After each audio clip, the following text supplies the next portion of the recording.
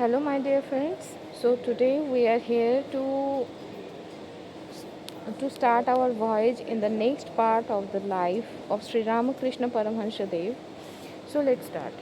It was thus that Sri Ramakrishna became a God intoxicated man. The separation between him and the Divine Mother was gradually vanishing, and he was fast attaining to a state of uninterrupted vision of her, and his zeal was commensurate with this great development. His earnestness overcame all obstacles. He forgot all the formalities of the scriptures in his intimate communion with the Mother. He gave up the elaborate forms of prayer with which the novitiate tries to approach God. It became instead a ceaseless outpouring of his heart in a persistent demand to see her, or a passionate exchange of words with her.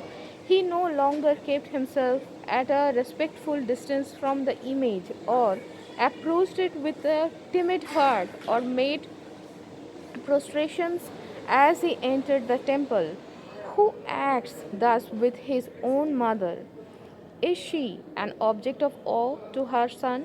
We cannot establish the sweet filial relation with the Divine Mother, more loving, more affectionate, and more indulgent than any earthly mother can ever be, if we associate the ideas of fear and dreadfulness with her. As the mother, she is no longer grim and fearful as in her dance of death, but appears to her devotees in a majestic, gracious form, full of sweetness and love, showering benediction upon all and opening up their understanding.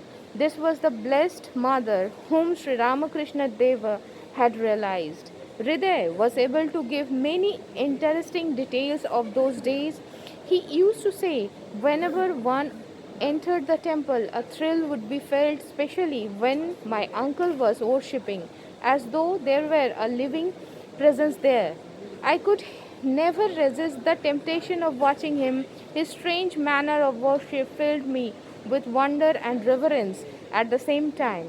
I often questioned his sanity, for his actions were contrary to the injunctions of the Shastras. I was much afraid also of what Rani Rashmani and Mathur Babu would do if the news of his conduct reached them. But Sri Ramakrishna was perfectly insensible to my feelings, and even when told of how strange his actions seemed, was indifferent. Nor could I talk freely, as therefore heretofore with him about such matters, for an inexplicable constraint checked me, and I felt a deep gulf between him and me. So I served him as best as I could, fearful lest his extraordinary ways should bring on disaster. Of Sri Ramakrishna's method of worship, he would say, I would notice that my uncle, taking flowers and betel leaves in his hand, touched his own head, chest, in fact, the whole body, including the feet, with them, and then offered them at the feet of Kali. At other times, with eyes and chest flushed like a drunkard, he would move with tottering steps from his seat to the throne of the goddess, touch her chin as a sign of endearment, and begin to sing or talk, joke, laugh, or even dance. Taking the image by the hand, sometimes he would approach the throne with a morsel of food in his hand and putting it to her lips, entreat her to eat. Then would follow his interesting conversation. Wilt thou wish me to take it? Shall I eat now? Very well, I shall do so. Then he would eat a portion of it and put the remainder to the mouth of the goddess and say, well, I have eaten. Now it is thy turn. One day, a cat nearby was mewing as he was making the food offering. He tenderly addressed it, saying, Mother, art thou eager to eat? Here thou mayst have it. At the same time giving the food to the cat. Sometimes at the end of the evening service, when he had invoked the mother to retire, he would say, "Well, thou dost wish me to lie down? Very well, I shall do it," and would lie from some time on the silver bedstead meant for the mother. Again, at the time of worship, he would become so deeply absorbed in meditation that there would be no sign of external consciousness. Every morning, as he picked the flowers for the Divine Mother's garlands, I would see him speaking to or caressing somebody, or laughing, or indulging in merriment. He never closed his eyes during the night. Whenever I awoke, I found him in exalted mood, talking to someone, singing, or sitting in deep meditation where the Panchavati is now. All this but confirmed the belief of the local authorities that Sri Ramakrishna must be mad. What they saw amounted to sacrilege. Offering flowers to the Divine Mother after touching one's feet with them, partaking of the food before it was offered to her, lying in the bedstead of the Mother, not to speak of his weeping, laughing, or talking to the image, were proof enough to them of derangement. Though they thought it unwise to have him in the temple, they could do nothing. So they sent a detailed report about these things to Mathur at Jan Bazar. Mathur wrote in reply that he would come himself to investigate. Meanwhile, there was to be no interference with Sri Ramakrishna's mode of worship. The officials were convinced that as soon as Mathur saw the eccentricities of the young priest, he would dismiss him summarily. Soon after this, Mathur paid an unexpected visit to the temple, for he feared that some overzealous temple official might maltreat Sri Ramakrishna. He silently entered the Kali temple when Sri Ramakrishna was worshipping and was struck with wonder at what he saw. Sri Ramakrishna was putting his whole soul into the worship with no idea that he was being observed.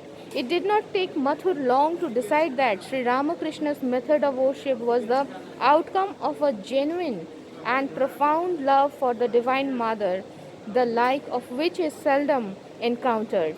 Convinced that the object of building and maintaining the temple, the manifestation of the Mother herself in the image there, was attained, he returned to his home and sent an order the next day to the temple superintendent that the young priest was to have freedom to worship in any way he chose, and that he was not to be molested. So, my dear friends, today we are stopping here right now. But what a divine destiny! Somehow, somewhere, the divine has decided how the divinity will meet and how it will attain to its extreme, supreme state. So, this is what we should. We don't know when our what in Sanskrit we say Jivatma, when we will attain that Paramatma, we don't know, but must pray for it. So we all are in our own journey and we will attain. If it is not in this life, in the next, if not, then again, but we have to and we will. With this belief, I am resting this slot today. We will again meet on Sunday, and I apologize for this background noise because right now I am in the transit because I am going to my home, and for that I am right now in the airport and I am recording here only, so that the words which I have given to you, so that I can keep it. So I request you, please pardon me for this noisy presentation, but still I hope that you will be in the line, in the journey of this self-realization, as we are all in, and we will attain that.